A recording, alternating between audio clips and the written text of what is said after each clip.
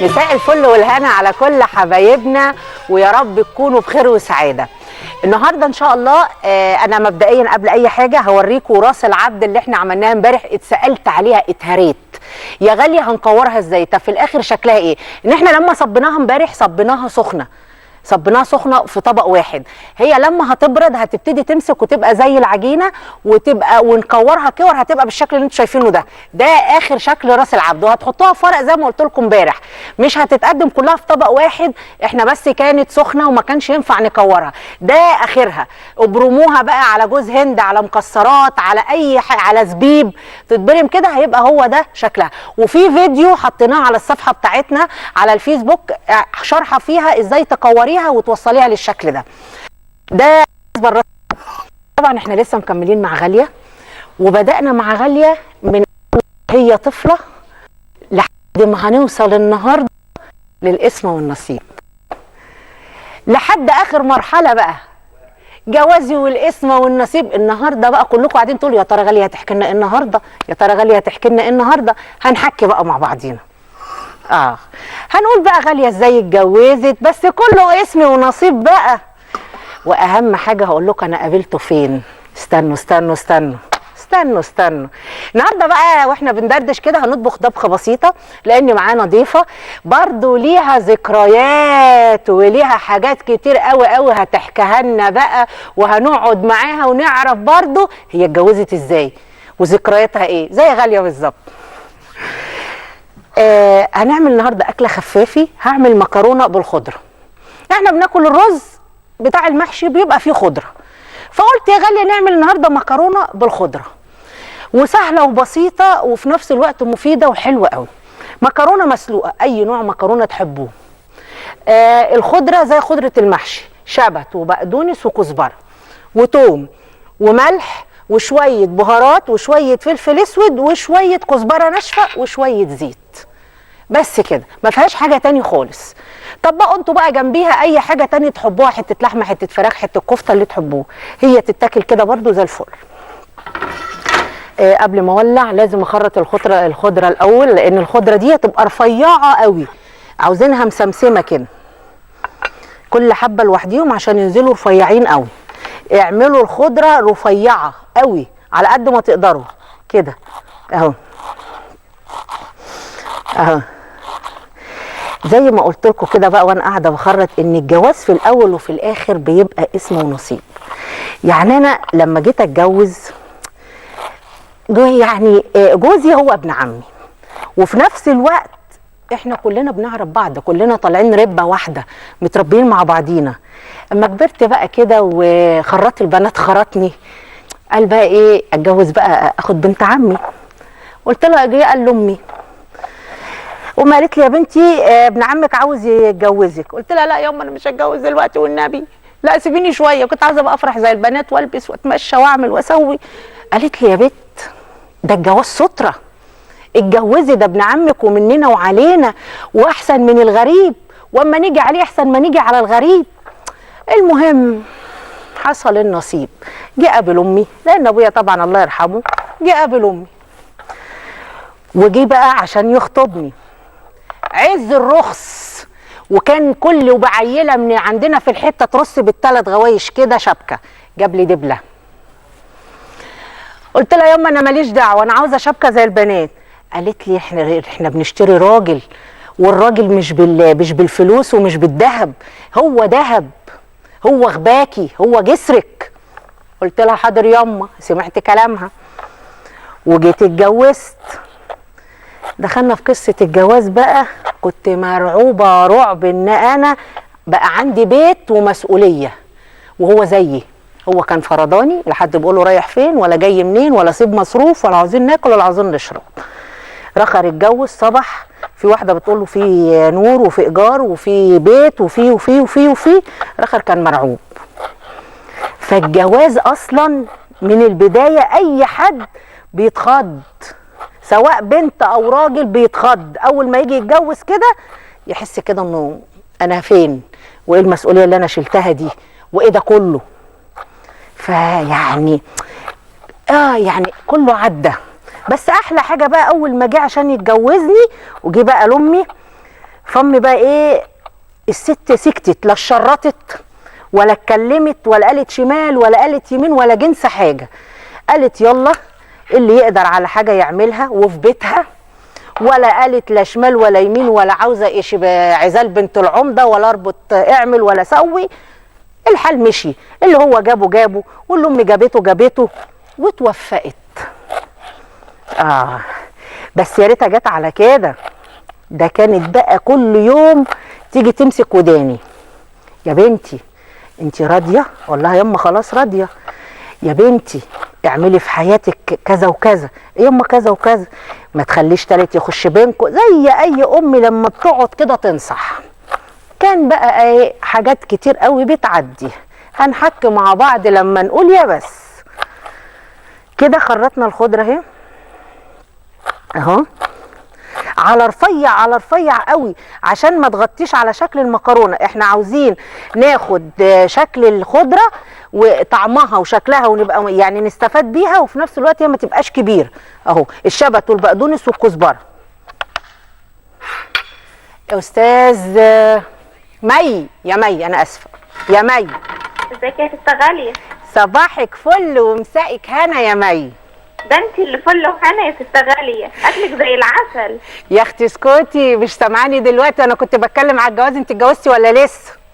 انا متجوزه وانا في ثانيه كليه وكملت دراستي وانا في الكليه، وكل اللي انت بتقولي عليه كأن انا اللي فيه.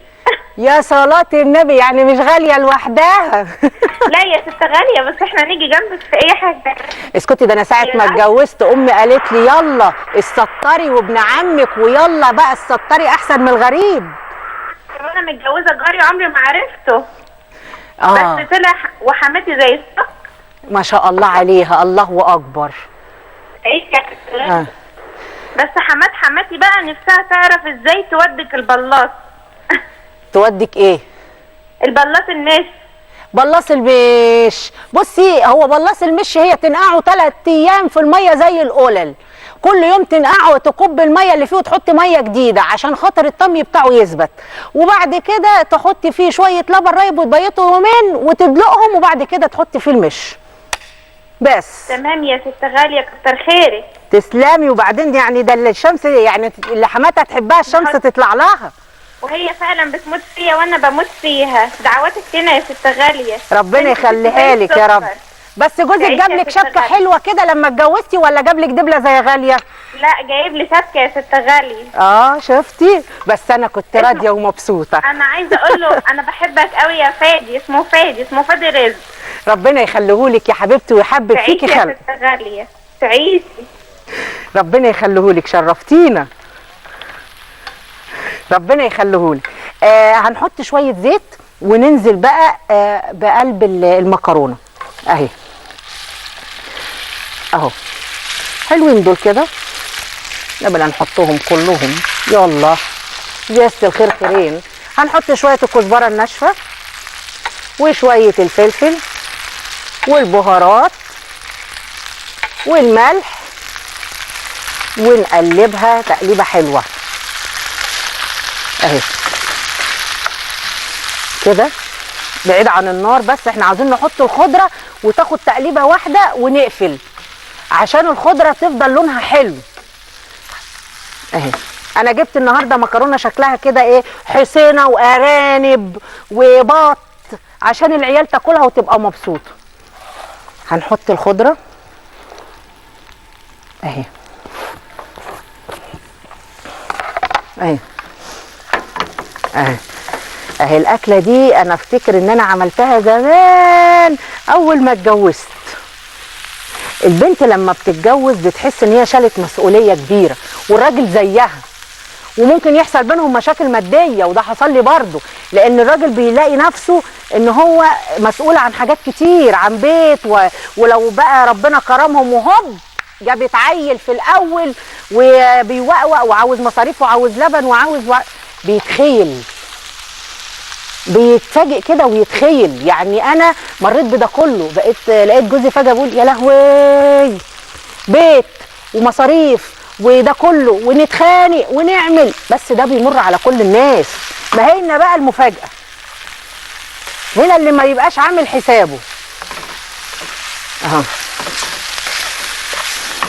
بصوا المكرونه دي حلوه وسهله، والخضره فيها الدنيا شتاء، العيال تاكل البقدونس والحاجات دي كلها تبقى زي الفل.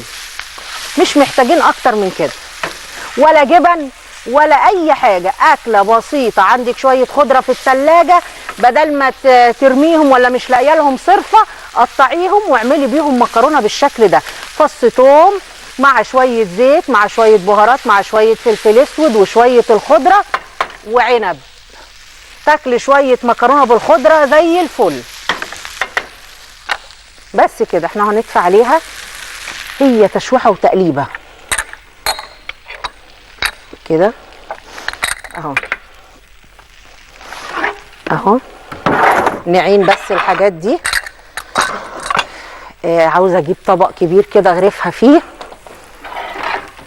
بسم الله الرحمن الرحيم اهو.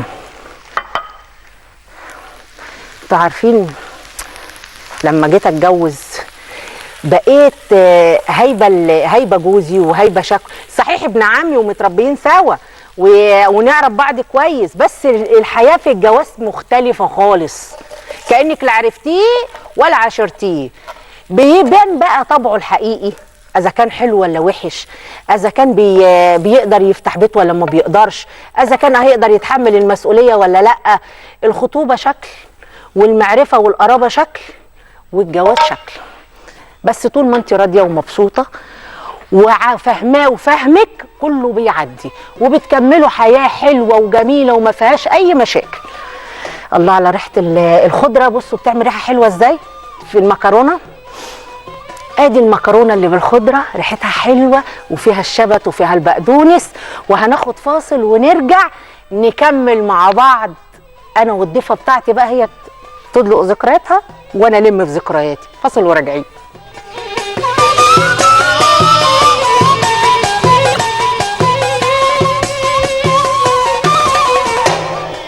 رجعنا تاني بعد الفاصل، ومعانا النهارده الحاجه سوريا. منورانا يا حاجه. يا رب يخليك. النهارده انت منورانا ومشرفانا. وجودك والله يا حبيبتي يا غاليه. ربنا يخليكي، اهلا وسهلا بيكي النهارده. اهلا بيكي يا حبيبتي. النهارده بقى هتعملي لنا، انت قلتي لي بقى غاليه اعمل لك مسقعه بالبشاميل. اللحمه المفرومه. واللحمه المفرومه. ماشي. واحنا بقى كده قاعدين، انا هساعدك في القصه دي، بس عشان ايه؟ وانا قاعده معاكي كده قلبت جواكي كده، طلعت اللؤلؤ. اللؤلؤ اللي فين بقى؟ اللي في قلبك. امال ايه؟ اطلعه كله. عندي كب. يا لهوي، بعد الشر عليكي يا اختي. ده انت حتى كنت بتسمعي عبد الحليم ومن حبايبه. حبيبي عبد الحليم، رومانسيه كلها عبد الحليم، الحب كله عبد الحليم. الله، يعني انت كنت بتحبي بقى يا حاجه بقى؟ طبعا، في حد ما حبش؟ كله كان بيحب. الحياه كلها حب. هي الحياه تنفع من غير حب؟ لا طبعا ما تمشيش من غير حب، والنبي ما تمشي. انت صح. طيب قولي لنا المقادير بقى قبل ما اجيب لك حله نعمل فيها. مقادير المسقعه بقى اللي قدام حضرتك. مقادير المسقعه طبعا البتنجان والفلفل والبطاطس واللحمه اهو. انا حطيت لك حله عشان تعصجي فيها، تعملي فيها الصلصه. الصلصه ولا اللحمه؟ ماشي. الثوم قلت لي؟ الثوم فين؟ الثوم اهو عندك، الثوم وكل حاجتك اهي. عاوزه شويه زيت ولا شويه زبده ولا ايه؟ تحبي ايه؟ زيت. حاضر. قولي لي بقى يا حاجه، انت اتجوزتي من كام سنه كده؟ مش قادره تفتكري؟ طب من زمان قوي. من زمان.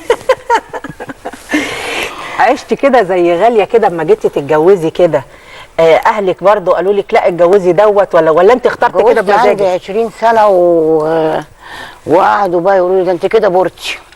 بورتي؟ يا لهوي، والناس بتتكلم عليكي وكده وبعدين عملتي ايه؟ المهم فضلت احاول واحارب برضو، والنصيب غلاب. النصيب غلاب، كل شيء اسمه نصيب. اتجوزتي بقى؟ واتجوزت ابو عيالي ده، وعشت معاه. حياته كلها كانت بره، بيسافر على طول. يعني ابو عيالك ده اللي انت حبيتيه؟ مش يعني بعد الجواز حبيته. بعد الجواز؟ كان في حب قبل الجواز؟ طبعا. الله عليه يا الوساده الخاليه. مش بقول لك عبد الحليم؟ عبد الحليم. يعني انت ما اتجوزتيش البني ادم اللي انت حبيتيه اصلا؟ لا اتجوزتي طبعا. كده زي اي حد، واحده بتقول لي بنتها يلا اتجوزي اه. عشان الستره ومش عارفه ايه. هات انا اقلب لك. احكي لي انت وانا هقلب لك. انا عاوزه اسمع منك بقى. والحياه مشيت على طول. الحياه مشيت. بس انت بتقولي كان بيقعد بره مصر كتير. كان كل حياته كلها سفر. كل حياته كانت سفر. كان كل حياته استنى اوصلك شويه. طب كنت بتعملي ايه بقى لما بيسيبك كده ويسافر؟ كنت بقعد مع العيال انا كنت قاعده في بيت اهلي. مش ساكنه بره. كنت قاعده في وسط في الزاويه. فوالدي الله يرحمه ما كان لما الواحده جوزها يسافر وما عندناش بنات تقعد بره. قعدت معاهم في البيت في قلب الشقه. وعشت والحياه استمرت. وخلفت 4 عيال. صلاة النبي. عندي حماده وشريف ولاء وهبه. اللهم صل. ربنا يبارك فيهم. اتجوزوا كلهم ومعاهم اولاد. عندي 10 احفاد. قدرتي تكملي حياتك عادي خالص؟ طبعا. اهلك اللي اختاروه لك وانت اتجوزتيه. واتجوزت ونسيتي حبك الاولاني. مع العشره بقى ومع الايام وهو كان يعني عامل معايا مواقف حلوه. وقف معايا مواقف حلوه كتير قوي. طب مواقف زي ايه بقى؟ قولي لي. يعني كان حنين زياده عن اللزوم. يعني حنيته غلبت كل حاجه. حنيته خلتك حبيتيه. وغلبت كل حاجه فعلا. يعني انا بس عاوزه اوصل معاكي لحاجه. انت قعدتي تحكي له وتفضفضي عن كده. انت ما حبيتوش قبل الجواز، حبيتيه بعد الجواز. والحياه مشيت. لما شفت عيالي خلاص عيالي بالدنيا. صلاة النبي. يعني العشره الطيبه هي اللي خلت في حب. والعشره. وكانت انا لسه جارتي مفكراني اول امبارح بتقول لي فاكره لما كنت بتقبضي ب 18 جنيه معاش كنت بتيجي من السوق جايبه حاجات قد كده ايام الرخص. والله فعلا كنت اقبض 18 جنيه معاش كنت اجيب حاجات مش قادره اقول لك قد ايه. يا ست نجلاء الدنيا كانت رخيصه وكانت حلوه. يا ست نجلاء. ازيك يا ست ناديه؟ ازيك يا ست الكل؟ عامله ايه؟ الحمد لله احنا بخير وتمام. منوره الشاشه كده. ده النهارده بقى الحاجه اللي منورانا. الله يخليك. عايزه اسالك في يعني عمايل المكرونه البشاميل. النهارده الحاجه هتعمل لنا مسقعه بالبشاميل. شيل المسقعه حطي مكرونه. لا انت بعد بقى المكرونه بتنشف مني. بتنشف منك؟ المكرونه بتنشف مني لما بحطها في الفرن واخرجها بعد ما بكون حاطه عليها البشاميل بلاقيها نشفت هي والبشاميل. وعايزه اعرف عمايل قرع العسل. عيني حاضر. عينيا. عيني. تسلم عينيك يا قمر. يا رب دايما منوره الشاشه. تسلمي عينينا الاثنين ليكي يا ست الحبايب. شرفتينا. انا فضيت لك دي عشان تعملي عليها البشاميل. البشاميل عشان نطبق دي وندخلها الفرن. انت قلت لي ان انت كنت بتحبي كده ترجعي كده للماضي والذكريات بقى بتاعت بنوتيه. قاعده افكرك انا. كانت ايام عمره ما هيرجع تاني. مفيش اي حاجه ترجع تاني. ليه؟ بشوفه في عيالي لما بلاقيهم مبسوطين ببقى مبسوطه. وما كنت بتقعدي كده بتحكي لي تقولي انا بقعد اسمع عبد الحليم كده واسرح كده وافتكر حب القديم وافتكر كده شبابي. كل حاجه والايام الحلوه والدنيا الحلوه والناس الحلوه والوقت كل حاجه اتغيرت. يعني حتى الذكريات الحلوه كده مش عايشه عشانها؟ في ذكريات جميله كل حاجه حلوه. ايه هي الذكريات دي يا حاجه؟ قولي ما تتكسفيش. لا يا ابدا ما فيش كسوف. هي ذكريات يعني برضو. طب انا لما جيت اتجوز رديت بالاسم وبالنصيب وخدت ابن عمي واتلمينا على بعض وامي وعمي قالوا يلا نلم العيال ونجوزهم واستطرت. بالكتير بالشويه بالقليل العجله مشيت واستطرت والحمد لله. واديني دلوقتي جبت 3 عيال. قاعده برضو كده للذكريات الحلوه زيك. طبعا. انت بقى ذكرياتك اللي ما بتتنسيش ابدا. ما بتتنسيش. مفيش حاجه بتتنسي. ولا نسيتي حبك القديم؟ خلاص عيالي نسوني كل حاجه. هم بقى كل حاجه في حياتي. هم كل حاجه في حياتي طبعا. ما فيش حاجه تاني في الدنيا غير عيالي وعيال عيالي. طب اول كده ما اتجوزتي جوزك كنت بتخافي منه؟ يعني كنت خايفه كده وهيباه كده؟ كنت بخاف. وهو بقول لك حنيته خلتني حبيته. طب اجيب لك حاجه نعمل بشاميل. يعني كنت بتخافي برضه؟ كده يعني كده كنت بتثقي فيه كده وفي كل حاجه بيعملها ولا ايه؟ لا هو كان كويس جدا. وكان انسان يعني كويس. كان معاك؟ كان مخلص في كل حاجه ما شاء لو الله. قال حاجه، يعني لو انت عملت حاجه وقلت تمت نقول لك مش هتتم يبقى مش هتتم. كلمته كانت واحده. طب انت بقى هو كان بيعاملك، انت عماله تقولي كان بيعاملني زي الفل، انت كنت بتعامليه ازاي بقى؟ ربنا يسامحني، ربنا يسامحني في اللي انا عملته معاه. طيب احنا هنعمل البشاميل. مقاديره سهله، هنشرح عشان محتاجين ان احنا هناخد فاصل. البشاميل طبعا كلنا عارفينه حاجه سهله. هنسيح، هنحمر الدقيق ونطشه باللبن وشويه ملح وفلفل بس، وهناخد فاصل ونرجع عشان نطبق بقى الصينيه دي وندخلها الفرن، ونفضل مع الحجوجه دي لما نشوف ايه حكايتها مع عبد الحليم حافظ. يوم 30 الذكر راح الشقه. ماشي.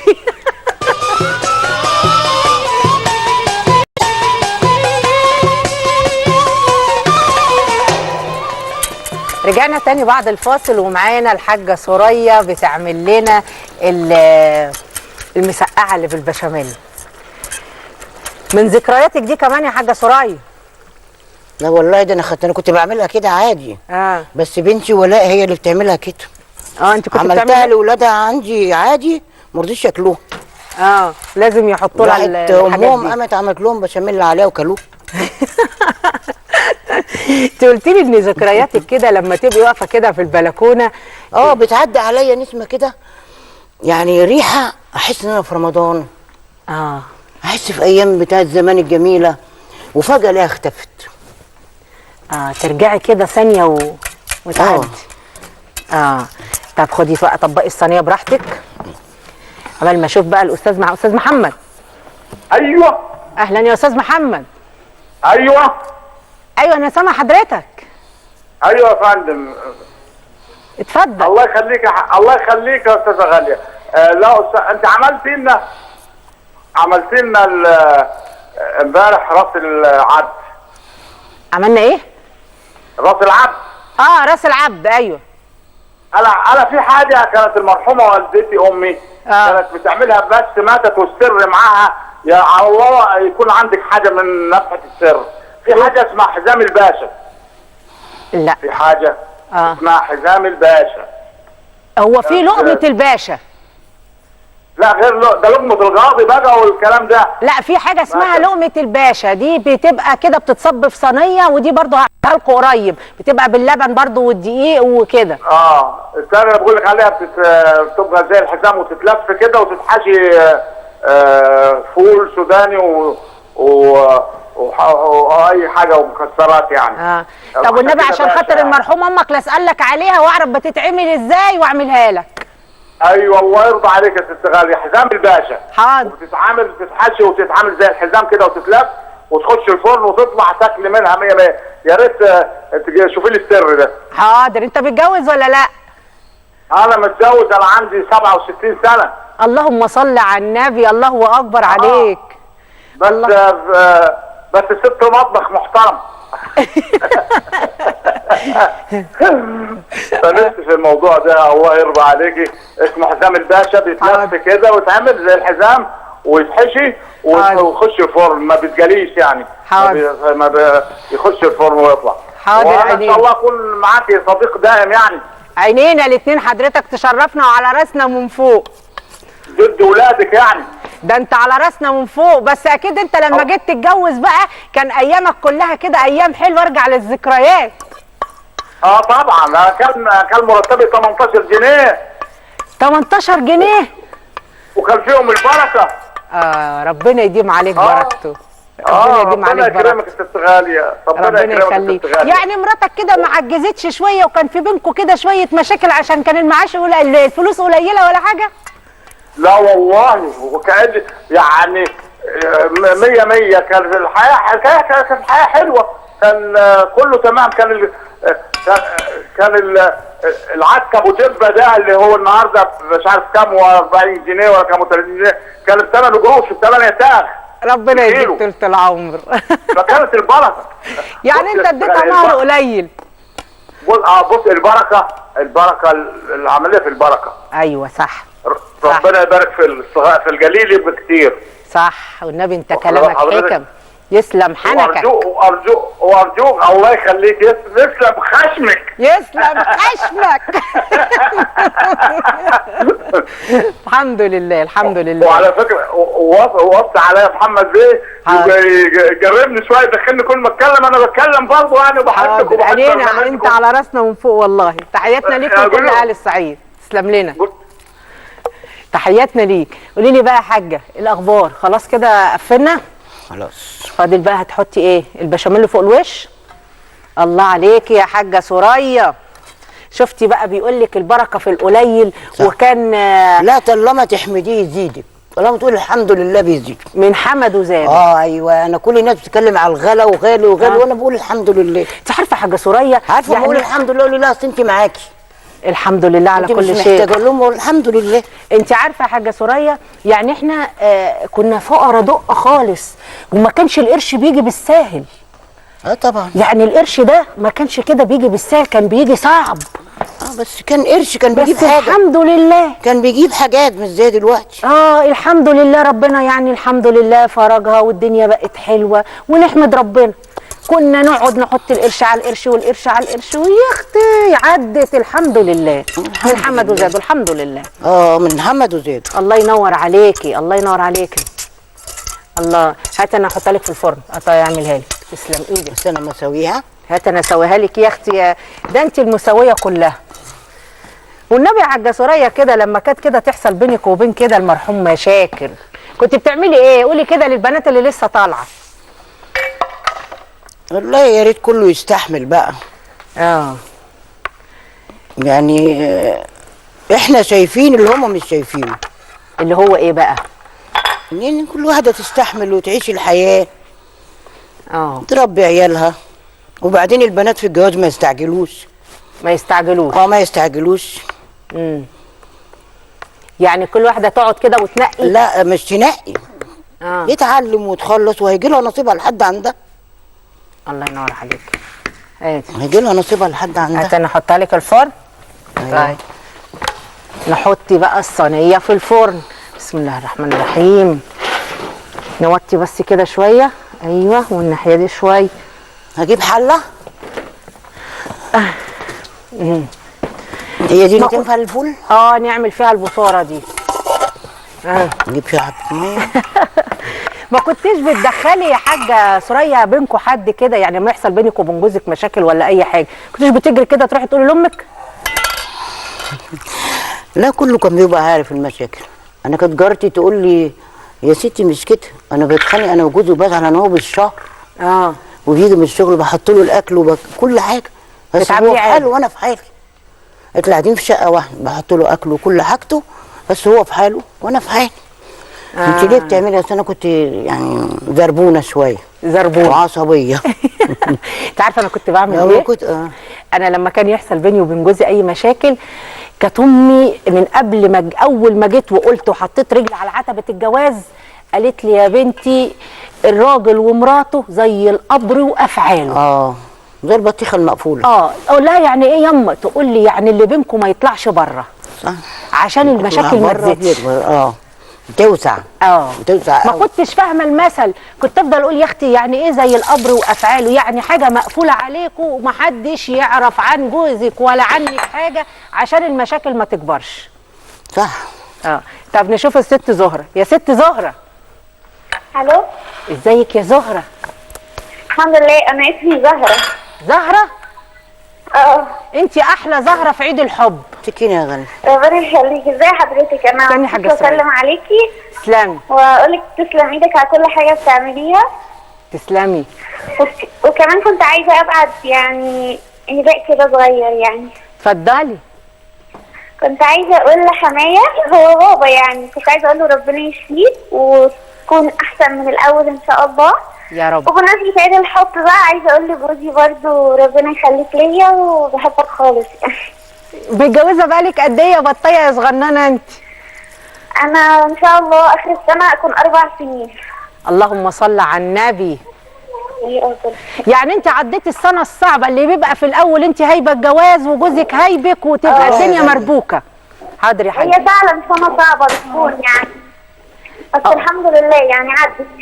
يعني احنا دايما بنعترف ان اول سنه جواز بتبقى صعبه شويه عشان لسه ما تودكناش على بعض، الراجل لسه ما تودكش على مراته ومراته لسه ما تودكتش عليه، ما دخلناش في بعض زي التروس كده.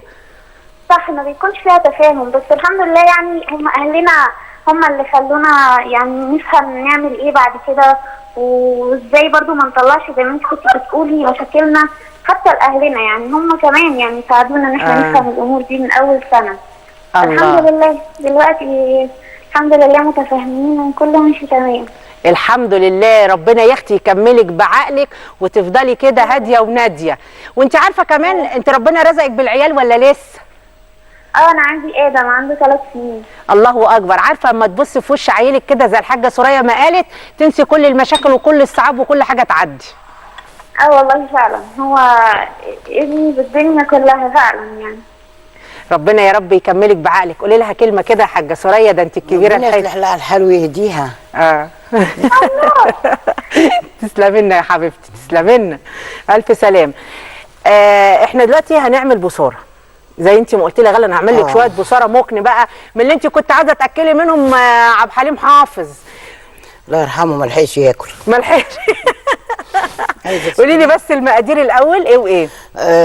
فول مدشوش، وبصله وثوم وقرن فلفل، والخضره شبت بقدونس كزبره، بس. والتوابل بعد ما تستوي بقى ونحطها ملح والكمون والفلفل بعد ما تستوي واصفيها. طيب ماشي. طب احنا هناخد فاصل ونرجع نشوف قصه بقى البصاره دي النهارده.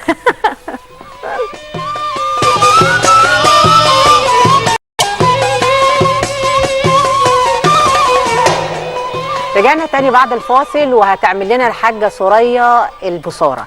البصاره مقاديرها فول مدشوش، بصل، ثوم، عاوزه تحطي فلفل اخضر ده بالاختيار، خضره شبت بقدونس كزبره، ملح فلفل كمون. هتحط ده كله على قلب بعضه هيستوي. لما هتستوي هتبقى شكلها كده بالمنظر ده. هنسيبها تبرد وبعد كده نضربها في الخلاط كده اهو. هساعدك انا بقى. قولي لي بقى يا حاجه انت عاوزه تروحي فين يوم 30 مارس؟ الشقه طبعا بتاعت عبد الحليم. عند عبد الحليم؟ بتروحي الشقه في الشقه. بتروحي كده بتروحي تزوري كده المكان بتاعه. بنقابل ناس كتير هناك يعني مش احنا بس. بتروحي بقى بس بعد ده كله والله يا غاليه الواحد ربنا هداه بروح المسجد وبسمع الدروس والايام حلوه.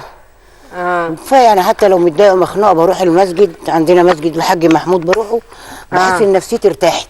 بترتاح؟ نفسيتي بترتاح. عايزين نولع بس كده.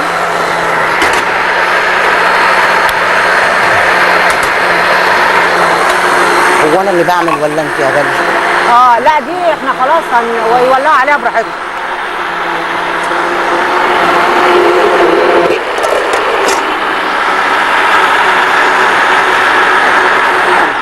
بعد ما بنطحنها كده في الخلاط بنرجع نردها تاني في قلب الحله. انت عارفه بقى يا حاجه سوريا، انا بقى هعترف لك بحاجه حلوه. توابل. ست منى. الو. اهلا يا ست منى. ازيك يا ست غاليه؟ اهلا بيكي. عامله ايه؟ الحمد لله. احنا النهارده انا والحاجه سوريا قاعدين بقى بنعترف لبعضينا. ايوه احلى اعترافات بصراحه. شفتي؟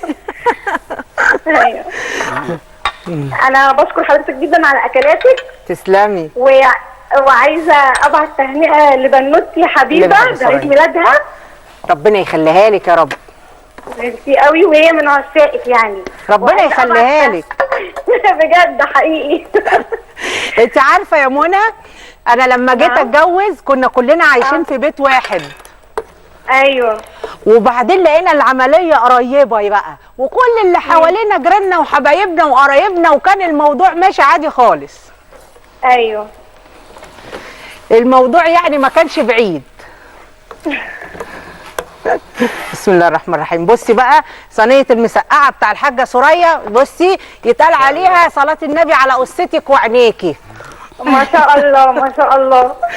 انا عايزه برضو اقول لجوزي هو ابن خالتي. قريبك برضو. ان هو كل سنه وهو طيب بمناسبه عيد الحب. لما جيتي تتجوزيه بقى قالوا لك ايه؟ يلا ابن خالتك واتجوزيه ولا حبيتيه بقى كده وكان الدنيا كلها حلوه؟ لا حبيته، وهم كمان كانوا موافقين عليه اصلا من الاول. عشان اللي نعرفه احسن من اللي ما نعرفوش. اكيد اكيد. ورضيتي بقى شبكه ماشي من غير شبكه ماشي، ولا كان ايه النظام؟ لا لا لا، كان اللي يقول لي عليه بقول له طيب. ربنا يا حبيبتي يكملك بعقلك ويخليهولك. شرفتينا. عايزه اطبق يا غالي؟ هو ده طبق واحد؟ هنغرف طبق كبير. كده تمام. تاخد بس كده غلوه ونغرفها. خلاص. انت بقى تغرفي بقى تغرفيها كده بقى غرفه حلوه كده بقى يا حاجه. ادي المكرونه، وادي الله الله، ده بصي طالعه بقى صلاه النبي عليها بجد حلوه.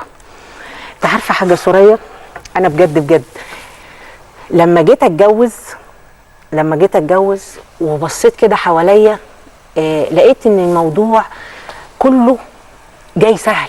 انا كنت مصعباه على نفسي، بس لقيت الموضوع جه سهل، وكنت خايفه وكنت متاخده، وازاي هفتح بيت، وازاي هيبقى عندي عيال، وازاي مش عارف، وكركبت الدنيا على نفسي، وكنت عاوزه اجري والعب واعمل زي كل البنات. لكن لما اتجوزت زي انت دلوقتي ما قلتيلي وخلفت، شفت في عيالي كل حاجه حلوه، وكملت معاهم حياتي بقى، والدنيا مشيت زي الفل. حتى لو حصل مشاكل بيني وبين جوزي، العيال تهون، بصه في العيل يهون. والدنيا لو اتعثرت شويه بنعديها. بتعدي فعلا، كله بيهون وبتعدي والله. بس في ناس بتعقدها وبتعصبها، لا كله بيعدي. انا والله ما بقتش الدنيا دي رميتها ورا ظهري خلاص. مش بصلها في اي حاجه والله. انا بشكرك والله يا ست غاليه ان انت خرجتيني من اللي انا فيه. انا بقالي شهرين نايمه تعبانه. ربنا يديك الصحه والله، انت خرجتيني من الدنيا اللي انا فيها والله. ربنا يديك الصحه وطولة العمر. اغرفي بقى كده نشوف استاذ عصمت. استاذ عصمت، يا مساء الجمال، يا مساء الفل. ازيك يا استاذ عصمت؟ ازيك يا حاجه غاليه، وازاي الحاجه سرية اللي منوره الدنيا، اللي بتفكرنا بالزمن الجميل وبتفكرنا باكله البصاره الجميله اللي كل سنه اكتر من 20 30 سنه من ايام الحاجه واحنا بنعمل اكله البصاره دي. كل وقفه عيد صغير ومصر كلها من الكبير للصغير بيجي ياكل عندنا اكله البصاره دي بمحتوياتها كلها. دي حاجه بالنسبه للبصاره. بالنسبه للزواج بقى هاتي يا حاجه الجميله. هاتي لي البصاره نفسها. اتفضل يا استاذ عصمت. فالذكريات الجميله بقى، انت رجعتني الذكريات 42 سنه متجوز فيها يا غاليه، ايام الرقص وايام الجمال وايام الحب وايام الصفاء وايام الوفاء وايام العطاء وايام التضحيه وايام الاخلاص، وكل حاجه حلوه في الجواز زمان. لكن دلوقتي الزواج مكلف جدا وفلوس، ومحدش اول حاجه بيقول لك معاك ايه ومعاك شقه والحاجات. انا دخلت في اوضه يا غاليه عند امي انا ومراتي، وبدانا حياتنا من الصفر ب 35 جنيه. قعدنا نعيش وناكل ونشرب، وجبت ذهب وشبكه. بالشبكه بتاعتنا كانت متكلفه 45 جنيه الدبلتين، كان زمن جميل جدا وحاجه جميله جدا، وصبرنا ونولنا والحمد لله الصبر. حاجه سرية عاوزه تقول لك حاجه يا استاذ عصمت. اتفضلي يا حاجه سرية. اتفضلي بقى انت قولي له يا حاجه سرية. ازيك يا استاذ عصمت؟ ازيك يا ست؟ عامل ايه؟ التلفزيون القاهره. متشكره منك جدا، يا ريت ترجع تاني مع عصمت واهله في رمضان ان شاء الله. كانت ايام جميله والله. ربنا بقى، احنا ربنا يكرمك يا استاذ عصمت.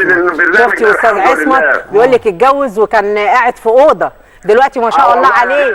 ما شاء الله من حمد وزادوا على رايك. ربنا يكرمك، انت تستاهل كل خير يا استاذ عصمت. انت ختمه مسك يا استاذ عصمت، وبنشكرك النهارده على مداخلتك الحلوه دي. شكرا ليك. انا عارفه بقى يا حاجه كمان، حاجه سرية، انت قلتي لي ان انت يعني ايه بتحبي كده تطلعي كل حاجه جواكي، تقعدي كده تفتكري الحاجات الحلوه. وما زالت بتبقى جوايا، ما بقولهاش، هو ما بحكيش مع حد، ما بتكلمش والله، ما بحكيش مع حد، ما بتكلمش خالص. ما انت قعدتي يا اختي حكيتي معايا قد كده. والله يعني لقيتك فاتحالي قلبك، عايزه تتكلمي معايا بتكلم معاكي. طب ما انا يا اختي فاتحاها على الضرفتين اهو، وانت شايفه عليه ترباس ولا جنزير؟ عماله اتكلم معاكي والله يا ستي غاليه، يعني انا عايزه اخد منك الخبره والكلمه الحلوه. طبعا انت اللي عندك الخبره والكلمه الحلوه تقوليها للبنات اللي لسه بيتجوزوا دول، ان انت في شبابك كده لما جيتي تتجوزي حصل لك 1 2 3. طبعا، فانا مش عايزه حد يتجوز غصب عنه، ومش عايزه حد يتجوز بدري، كل واحده تتعلم وتخلص يعني التعليم ده سلاح في ايد البنت. تخلص تعليمها وبعد كده تتجوز. انا عن نفسي بناتي كلهم لازم يتجوزوا براحتهم، ما يخلصوا تعليم. مفيش واحد يتغصب عليها ولا لا مش عاوزه حد يبقى زيك. انا بناتي ما عملتهمش كده، سبتهم براحتهم. يعني ما غصبتش عليهم في الجواز. يعني بنتي هيبه لما كانت يجي لها عريس تقول لا، اخوها حماده يقول خلاص، هي قالت لا. يا ابني ده كويس، يقول لا، هي قالت لا خلاص. ما كانش بيغصب حماده. يعني خدت ذكرياتك وخبرتك القديمه وما عملتيهاش في عيالك. لا طبعا، عشان انت اتجوزتي ما كنتيش عاوزه العريس اللي جالك. لا طبعا، ما انا مش عايزه، ما غصبتش عليهم في اي حاجه. طب نشوف عشان كده براحتهم. هتقول لنا ايه النهارده؟ ست انتصار. الو، ازيك يا ست انتصار؟ اتفضلي. يا خساره يا ست انتصار. انا مبسوطه بيكي النهارده وخدنا منك الحكمه والكلمه الحلوه. يعني ان انا ابعت هدايا. اتفضلي اتفضلي. لبنتي حبيبتي نور عيني ولاء وهبه، ربنا يخليهم. ولادي حماده وشريف، ربنا يبارك فيهم ويخليهم يا رب. يا رب. هم واولادهم واللي زيهم يا رب. يا رب. واخواتي واولاد اخواتي، ربنا يخليهم. ومرات اخويا يا رب يديها الصحه يا رب ويصبر قلبها. يا رب يا رب. يا رب يشفي كل مريض. اللهم امين. وجيران بنتي ام حبيبه، ربنا يخليهم. بالخصوص جيرانها زي العسل، بيحبوها وهي بتحبهم. ام ريم وام كل حبايبها كلهم حبايبها كلهم. ونجلاء وغاده وكله. بنضم التهنئه بتاعتك برضو، بنقول لعم سيد انت برضو كل سنه وانت طيب، والمنى والمصطفى وكل حبايبنا، ولام ايمن كل سنه وانتم طيبين وبخير، ويجعل عليكم سنه سعيده. النهارده كان معانا بنت ابني عايزه تتجوز، عندها 3 سنين، بتقول لي ادعي لي يا تيتا. يا رب ادعي لها تتجوز. 3 سنين بتقول لي ادعي لي يا تيتا. يا رب تتجوزي يا ريماس. النهارده كان معانا الحاجه سوريا، وبنشكرك قوي قوي قوي يا حاجه. عملنا النهارده. ربنا يبارك فيك. انا بشكرك ان انت بجد والله. ربنا يخليك. شكرا لك. ست اصيله بجد والله. ربنا يكرمك. وست من الناس اللي هم ربنا يخليك اولاد الاصول. ربنا يكرمك. عملنا النهارده مكرونه بالخضره، شبت بقدونس كزبره فص ثوم مع شويه زيت، خفيفه وحلوه، وتعملوها وتاكلوها بالف هنا وشفا. الحاجه سوريا عملت لنا شويه بصاره مكن وفله حلوه كده، اكله حرشه، وعملت لنا كمان صينيه مسقعه بالبشاميل. ولو ان قالت لي دي مش من ذكرياتي، ده عيالي يعني اللي قالوا لي عليها. ام حبيبه هي اللي بتعملها. هي بتحب تعمل زي غاليه كده، لا بشاميل ولا غيره. والله ولا لحمه مفروم بعملها كده. كنا معاكم النهارده، ويا رب نكون خفاف عليكم، واستنونا بكره ختام ومسك مع حلقه وخميس اللي بنختمه بالفرح والهنا. وغاليه كانت معاكم الاسبوع ده باعترافاتها من اول ما كانت قد كده وعملت عمله الجوافه لحد ما اتجوزت وجالها العدل وخرطها خرط البنات. استنونا بكره على خير. الف سلامه.